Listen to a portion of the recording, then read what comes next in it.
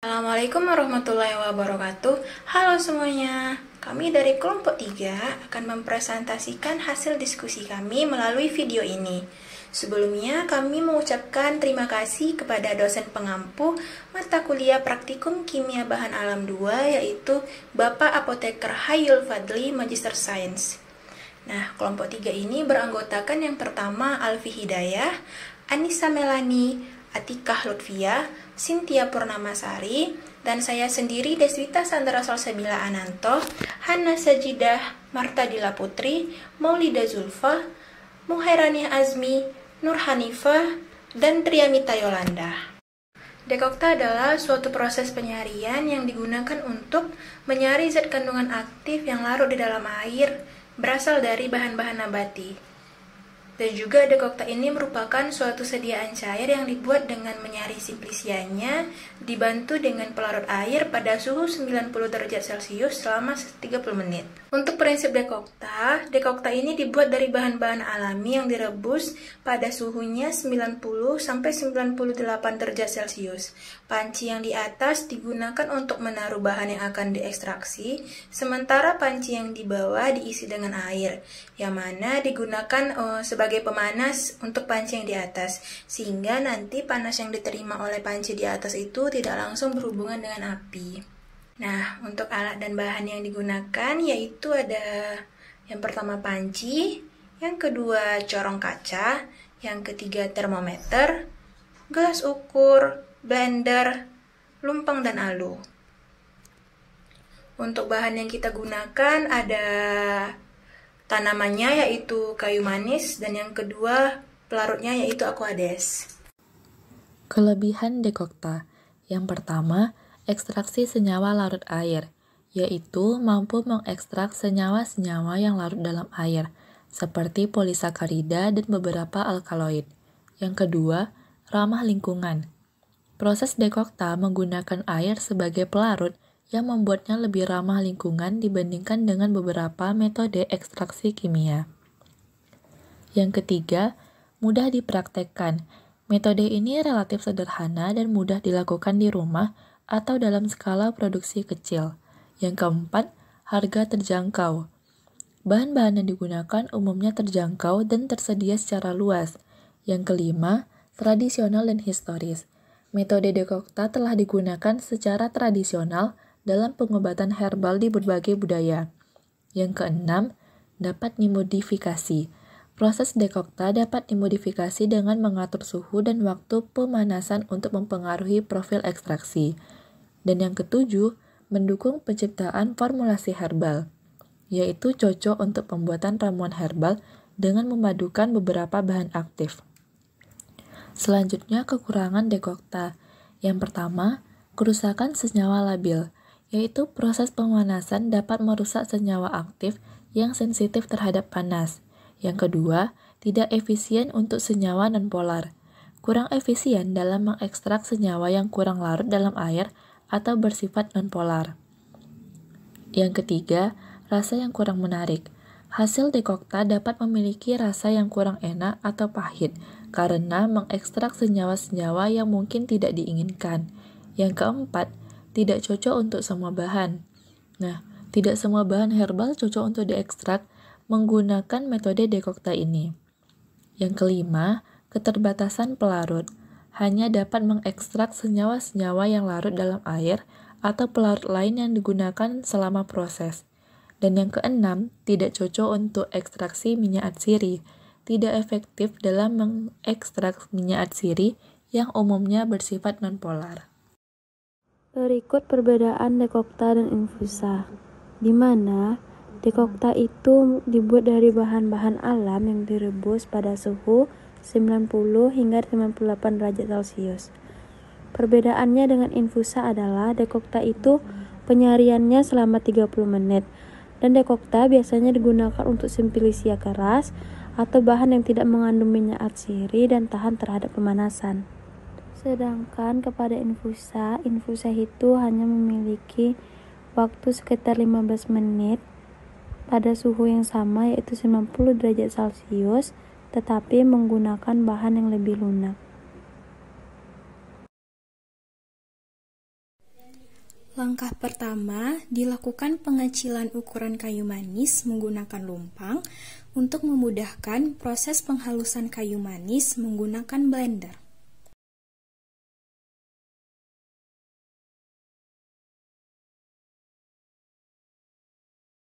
Langkah kedua, panaskan air secukupnya menggunakan panci bagian bawah. Langkah ketiga, kayu manis yang sudah dihaluskan kemudian ditimbang sebanyak 16 gram. Langkah keempat, jika air pada panci bagian bawah sudah mendidih, letakkan panci kedua di atasnya dan kemudian masukkan air sebanyak 200 ml.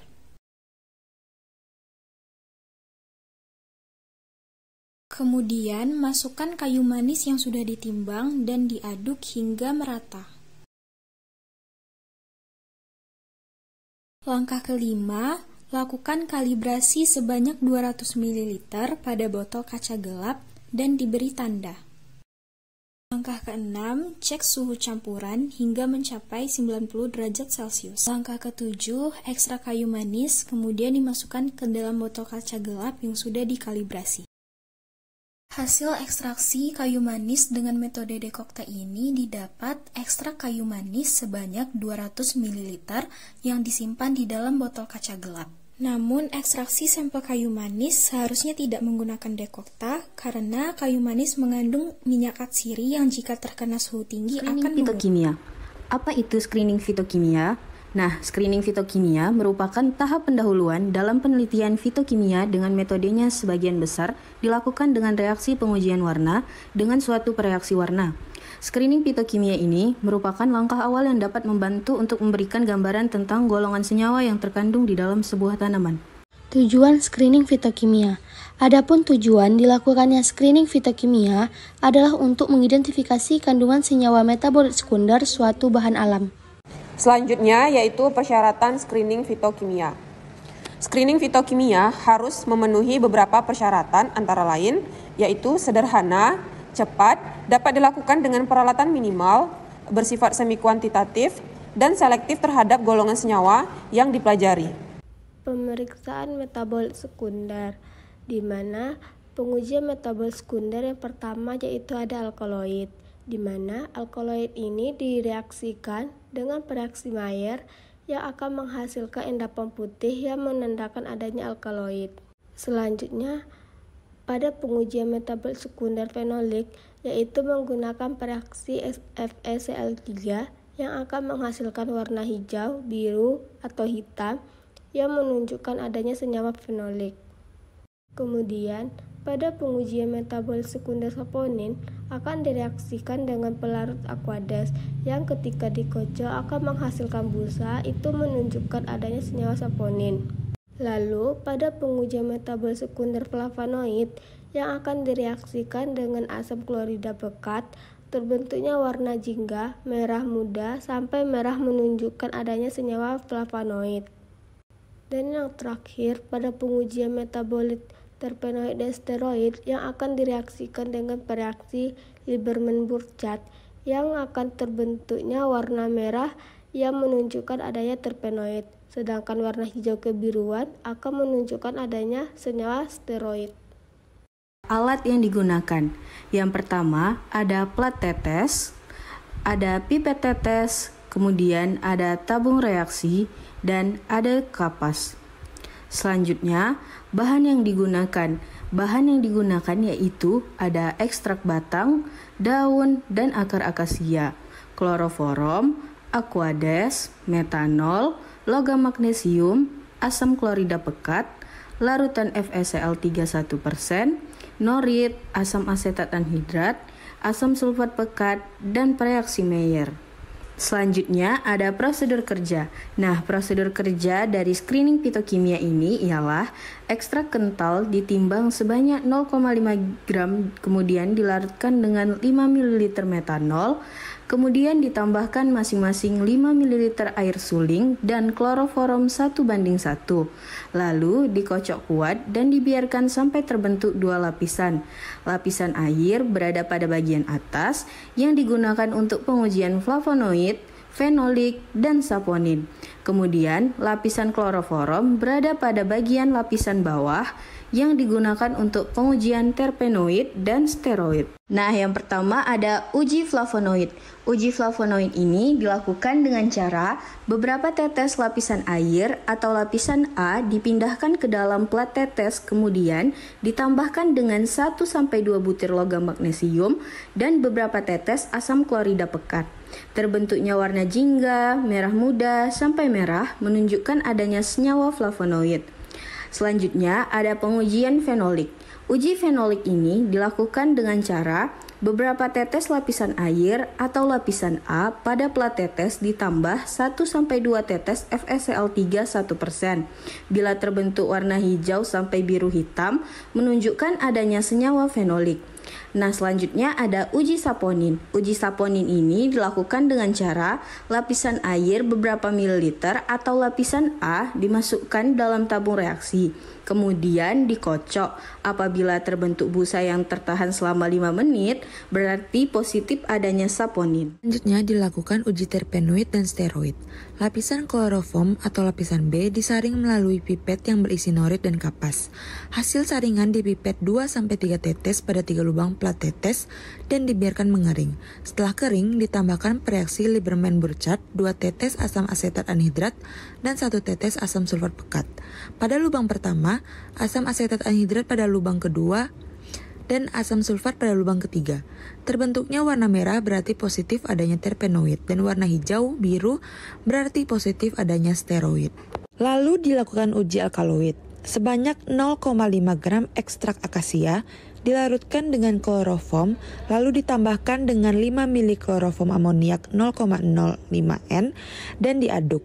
Kemudian ditambahkan dengan 10 tetes asam sulfat 2 N dan dikocok, kemudian didiamkan hingga terbentuk 2 lapisan.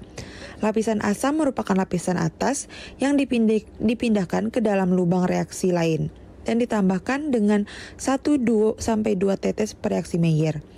Jika menghasilkan endapan putih, maka menandakan adanya alkaloid. Lalu didapatkan hasil sampel daun akasia segar, uji flavonoid positif, uji alkaloid positif, uji fenolik positif, uji steroid negatif, uji saponin positif, uji terpenoid negatif. Sedangkan untuk daun akasia ekstrak metanol, flavonoid negatif, uji alkaloid positif, uji fenolik positif, uji steroid positif, uji saponin positif, uji terpenoid negatif. Lalu untuk sampel batang akasia segar, uji flavonoidnya positif, uji alkaloidnya negatif, uji fenoliknya negatif, uji steroid negatif, uji saponin positif, uji terpenoid negatif. Sedangkan untuk sampel batang akasia ekstrak metanol, uji flavonoidnya positif, uji alkaloidnya negatif, uji fenoliknya positif, uji steroidnya negatif, uji saponin positif, uji terpenoidnya positif. Dan untuk sampel akar akasia ekstrak metanol, uji flavonoidnya positif, uji alkaloid negatif, uji fenoliknya positif, uji steroidnya negatif, uji saponin positif, dan terpenoid positif.